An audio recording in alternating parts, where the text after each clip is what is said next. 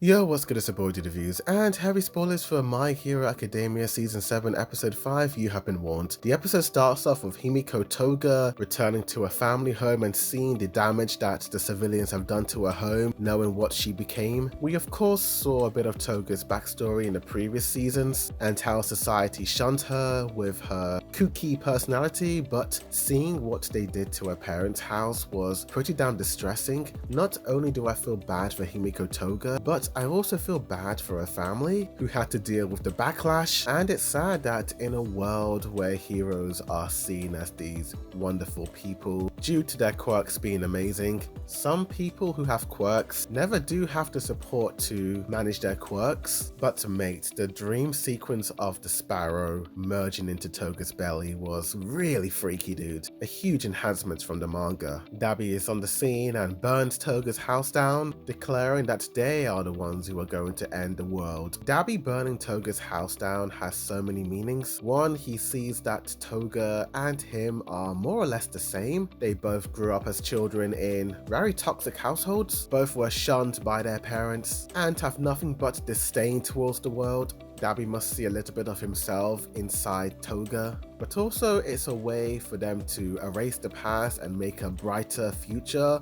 or in their cases, a darker future. The scene of Shigaraki recovering was pretty creepy in the anime, but the aura in the manga was just unmatched. The scenery of the UA evacuee residential area really impressed me. I couldn't believe how vast and large this area is for the evacuees. UA truly has that money going there. Mineta telling Deku that does he have any time to talk about dirty things was really wild and out of the blue for even Mineta. But what was even wild was that the first thing Deku thought of after Mineta told him think about dirty things, and then it cuts to the two girls talking about wanting to have a bath. I just don't know how to feel about that scene. Mate Mineta, I thought you grew up a little bit, but it looks like you're still the same. But even Deku, does he see Ochako in that way?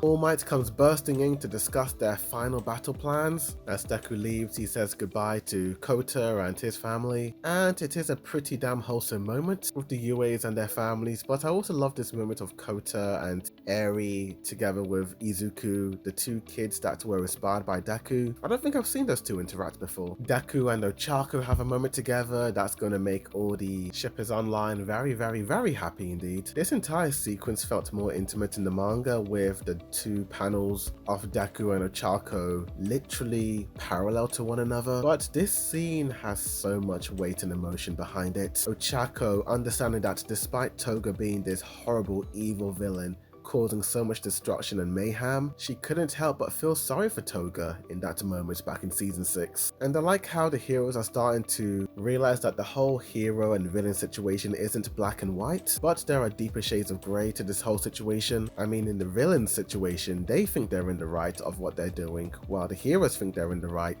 Deku also has this moment where he thinks back to Shigaraki. This episode is just showing us how damn supportive the UA students are to one another, how good friends they all are. All the dudes showing their support to Shoto, seeing that he seems a little bit glum over Toya being Dabi, and even Shoto admits that he has no idea who Dabi really is, and how he wants to eat udon with him. From the Ochako moment to this scene, I can't stop thinking how this entire episode may be some sort of foreshadowing to the future of My Hero Academia. Maybe towards the end when they start fighting one another, they probably have a moment of trying to acknowledge and understand one another, like Naruto talk no jutsu in his way through all the villains. But of course, if Shoto is to eat udon with Dabi, it's gonna be in a jail cell. Just saying. The episode comes to an end with Aoyama confronting Deku and telling Deku that All For One's grand plan is to cripple Japan society so that he can be the demon lord and rule all of Japan. Essentially what he wants to do is be the one person that all people can go to when they need food, water or electricity. I don't know how to feel about that plan. It just feels daft to me. Let's say All For One does win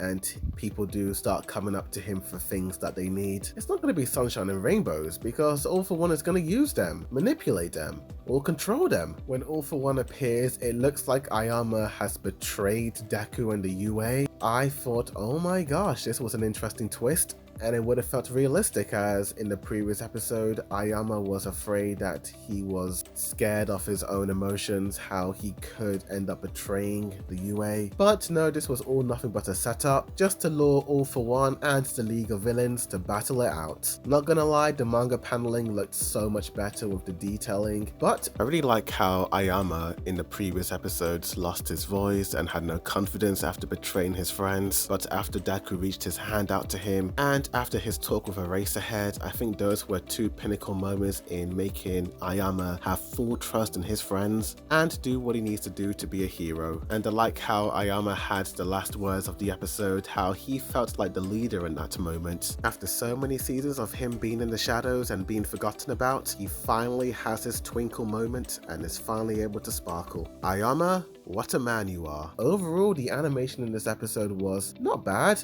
I think the coloring and the shading in the Toga scenes were really well done. Although that sequence in the middle of the episode where those two infiltrators at UA, that entire subplot felt like it went nowhere. But regardless, this episode was pretty good. Nothing more than a setup episode for next week. Oh mate, the way it ended with all those characters together, ooh, we're gonna be in for a treat next week. It looks like it's gonna be a battle royale with All For One Shigaraki and Deku, Shoto and Endeavor. Are we finally coming to the end of the show? Just gotta wait and see. I'll give this episode a 7 out of 10 and a B. Tell me in the comments down below, what did you guys think of this episode? Do you like it? Do you hate it? Like for more. Thanks for watching. Boy, do the review, signing out.